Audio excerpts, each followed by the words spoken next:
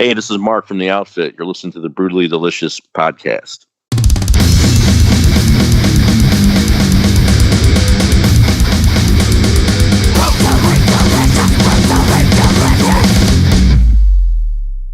So, hey, you're listening to the Brutally Delicious podcast. I am Bruce. And I am Brutally Delicious.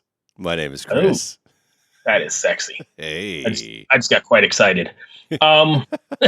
Jesus.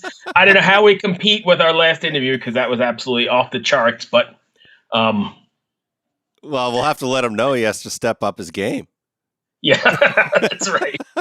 and compete with the king of all black metal from Gary, Indiana. Pretty awesome. Also, I was doing a little research, and they're not even from Indiana, which is the best. they're from upstate New York.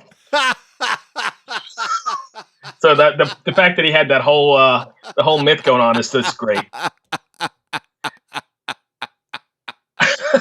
Anyway, today we're speaking with Mark Nawara, I believe. I probably just butchered, from a band called The Outfit. The Outfit, okay. Yeah, and I'm sure you haven't listened to him because, why prep? Why would I prep? I mean... Why would you prep? I want their elevator pitch. Right, we're going to get the elevator pitch. Anyway, let me go ahead and get Mark on the line, and we'll see what happens from there. Okay. All right. It's calling him. I'm here. Holy cow! It's about time you answered your damn phone. Well, I like to make everyone feel suspenseful. Like, there you go. Will the star of the show answer the phone? Yeah. Mark, I'm sorry. Yeah, I'm sorry for my inept partner, but meet Chris. Chris, meet Mark. Hey, Mark, how are you? I'm doing all right. How are you? You're learning quickly that Bruce is technologically inept. So there you go. No problem, man. All good. Anyway. Guys. How are you guys doing in quarantine? Where are you guys from? Chicago. Yeah, we're from the three guys from the band are from Chicago. Our singer lives in Arizona, though, so we're a little spread out. But yeah, we're all in quarantine, and it's getting a little bit annoying at this point. So it's we're just hoping that we can get out. We have a lot of shows scheduled, and starting in July and stuff. So we're wondering if they're going to play out or. Just like everybody else is wondering what's going to happen, Are you able to take advantage of any of technology and do any like live streams or live writing or that kind of thing? Yeah, we just did a cool like a video, like a 4-screen, split screen video of one of the tracks off the new album called "Sitting Here Alone," which is fitting song for this time. But we just did it and we put it out last week, so you could find it. It's out there. It's on our Facebook pages, and I think it's up on YouTube. And I don't know if the label did a press release yet for it, but it's out there. It's pretty cool. It's getting a lot of good response. Cool. That's kind of cool. Yeah. So how did you do Chris? that? It was what we did is we weren't able to do it live because we didn't have the technology or the equipment to do it, live. So what we did is we each guy filmed themselves off their iPhone. We just filmed ourselves, playing to the track off the album, kind of like a music video, like a lip sync.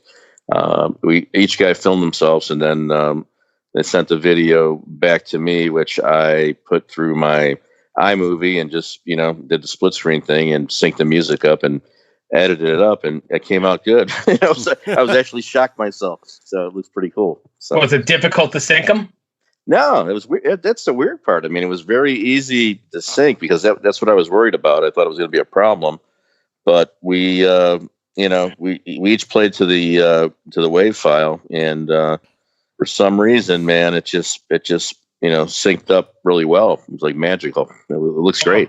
That's very cool. It's amazing. Yeah, you have to check it out. It looks cool. Sweet. Chris? So give us your boardroom pitch, like 2 sentences. Describe your band. Powerful, in your face, rock, basically. That's it. Nice. So I see you guys tour a lot, and I was just looking through some of your video stuff. You guys have played like pretty cool venues, like we just got classic back. venue, the Whiskey, right? Yeah, we just got back in February. We did which seems like a long time ago, but it really wasn't. We did a West Coast run. We played Las Vegas. We did a place called Count Vamps, and then we did the Whiskey A Go Go. We did Brick by Brick in San Diego, and we did a place called Club Red in Mesa, Arizona. But yeah, the Whiskey was the highlight on that run. It was incredible to play, that venue just because of the history.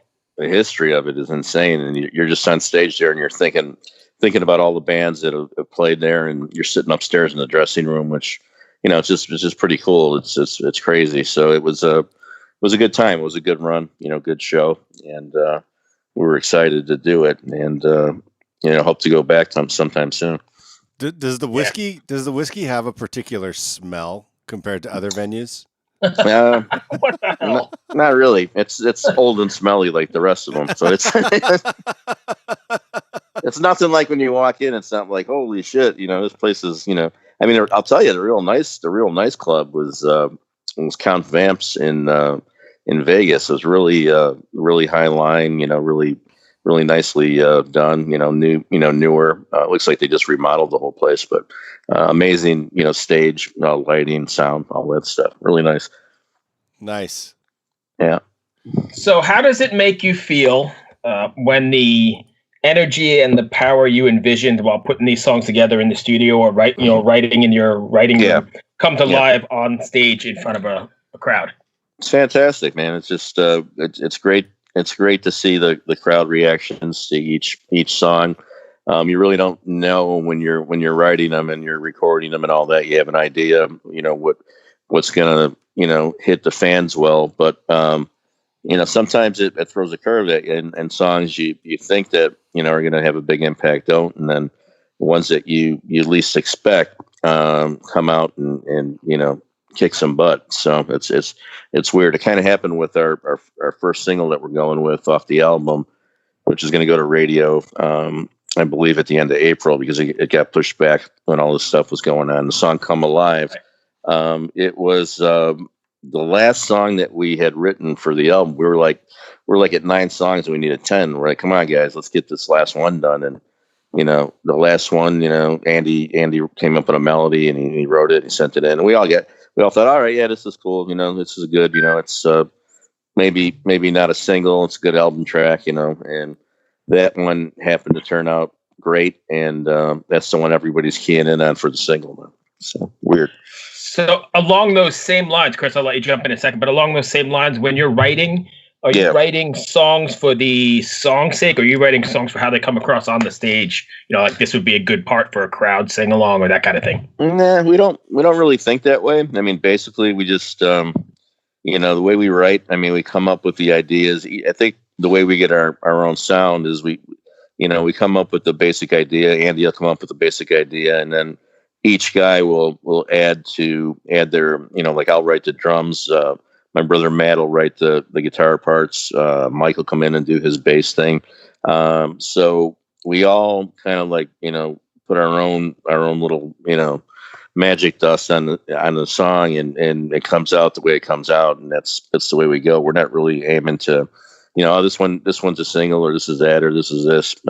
Right. We just do our own thing, and it seems to work. And each guy, gives the other guy the freedom to do and trust the other guy to do what they want. We really don't mess around with like, hey, Matt, do a different guitar part here. Mark, do some different drumming here. Do this beat, do that. Each guy kind of has their own freedom to do what they want, and that's what we do, and it turns out really well that way. So nice. So I guess because your singer doesn't live anywhere near you guys, how do you rehearse before tour?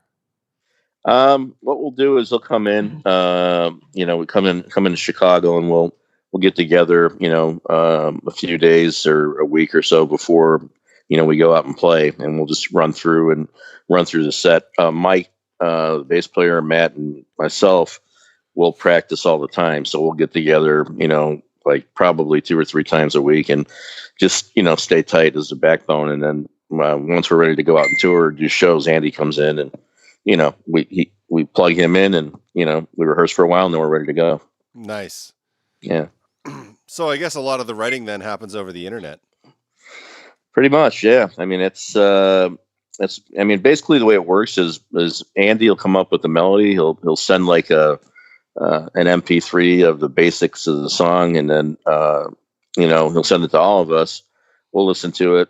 I'll go down and put my headphones on and write some drums to it. Matt will write some guitars, and Mike will write the bass, and then Matt, Mike, and I will get together, in person, and then we'll go over it and we'll start rehearsing it live and craft it that way.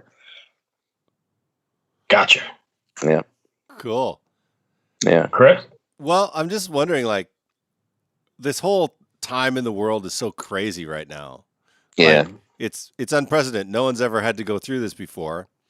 Yeah. Where do you see your band coming out of this? Not when, but like when you come out, what are the steps you're going to take to kind of get yourself back working again? Yeah, it's just it's a good question. It's just such a weird time, and our new album, just dropped like right in the midst of all this stuff. So yeah, it's really that's why we pushed the radio date back, and I don't know if we're going to push it back again. I think we're just going to go for it at the end of April, but we're just going to kind of have to be ready to roll. Like I said, we have some dates with Puddle and Mud scheduled. We got a few big shows. We're on a Mud Fest here in Chicago. We got a big date in Detroit at St. Andrews Hall coming up in July. So there's a lot of stuff coming out. So basically, like everybody else, I guess we're just going to have to, dust ourselves off, get up, and hopefully get out there and start playing. I'm just hoping that concerts will happen again this year. I mean, if it goes into 2021, like I've been reading, it's gonna suck. But what can you do? It's just whatever's dealt to us, we got to deal with it and get out there and do our thing. Yeah, absolutely. I mean, I think it's the planning stages of it, like everything shut down so quickly. Yeah. And then when it opens up, it's not going to open up that quickly. Nah. So how does it all work? And I think about it often, like bands that require touring to live, which is everyone. Yeah. They basically just had their entire livelihood ripped away from them completely. Yeah, we got so many friends, and I had so many friends that I'm worried about. It's just there's not so much the big promoters like Live Nation and stuff, but there's so many little promoters out there, regional guys, and all the clubs that we play and all that stuff. I mean, how long can they go? How long can they survive this and come out okay? So that's the question. It's gonna, if there's no touring for the rest of the year, it's gonna put a lot. Unfortunately, it's gonna put a lot of people out of business. And I think we're gonna have a whole new cropping of building up again. I don't know how it's gonna work or what's gonna happen, but it's a pretty scary thought. Yeah, it looks like it's gonna be reality. And that's the bad part.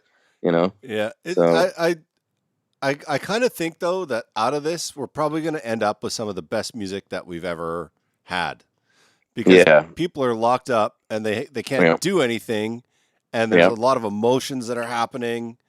And a musician only knows one thing, and that's to write and to play. So maybe we'll probably start writing again. I mean, it's crazy because we just finished our record and put it out, but if we can't play live, what else can we do? Basically just start writing the next one, I guess. Have you guys thought about that already, or started anything, or? Yeah, we talked about it a little bit, but we were in the mode like, all right, the record's dropping, all the promos going, we're gonna get out there and play, and right. So now, and then it got pulled out from under you.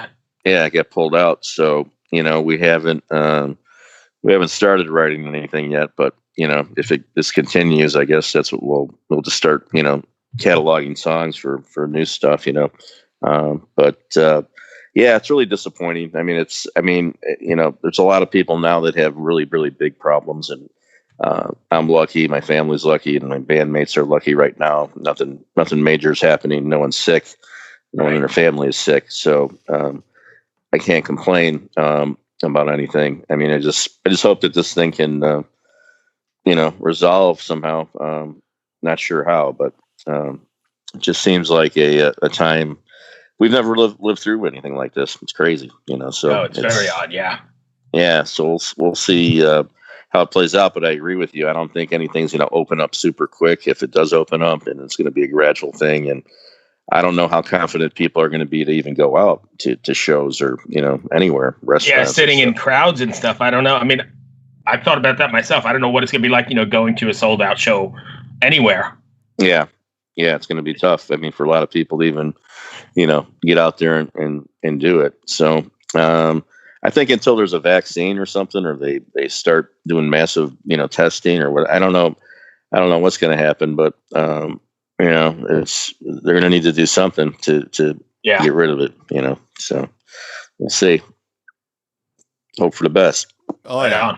I'm a positive guy. I think it's going to turn out. It's painful to go through. Yeah. Eventually it'll turn out. We don't know how long or what's going to happen. And the people, like I said, the people that rely on, the bars that have these shows and, the promoters and even the booking agencies, that's the tough thing. How and the road crews and the sound guys. Yeah. Everybody. Yep. Yeah. It's a whole, I mean, you can get unemployment or whatever at some point or do something. But I saw Live Nation just made a fund available. Oh, did they? Yeah, that's good. For tour workers. I also saw that Live Nation is not giving back your money on the tours that you've already put your money in for. Really? Yeah, I read that too. Something about Ticketmaster and that refunding. But then I read too a big article on Live Nation that they're restructuring their company already, and they're already like reducing people's pay. And I don't know if they laid off anybody or they're laying off some people. Right. No, I get it. I was just, holy shit, I've got a bunch of, tickets already in the works, and not getting a refund on them is going to hurt as well. Yeah, exactly. I mean, I think, go ahead. They should refund. That would, I think is the right thing to do, but I don't know. I mean, it's kind of crazy, Sure is. So. Chris, anything else? I don't, man. Thanks so much for taking the time with us today, and let us know when the record comes out. No problem, man. Or when Thanks touring it's out when it kicks in. Yeah, the single comes out. That's my second flub today. If you want to know something funny, I already called. Prep at all. I already called a band by their wrong name today. So I was close, but I wasn't totally. Yeah. Right. Yeah. Well, hopefully the end of April, we might just drop the single and get it out there. I mean, the album's sitting out there, so we're trying to work the, social media. Yeah, absolutely. Spotify and all that stuff. We're getting a lot of views. I mean, our video for the singles already got, I don't know, almost 50,000 views or 47,000 views. So that's nice. Things are starting to roll on that end of it. But, we'll see what happens. The world's in a crazy place right now. So let's all join together and hopefully get through this, and get back to normal at some point. That's all I've got, brother. Thank you for taking the time. All right. Stay safe. And good luck when those all rolls out. And just remember, the virus can't kill rock and roll because rock and roll will never die. You're right on that. All right. Stay safe, guys. Thanks a lot. We'll talk to you soon. I know. All right. Take care. Bye.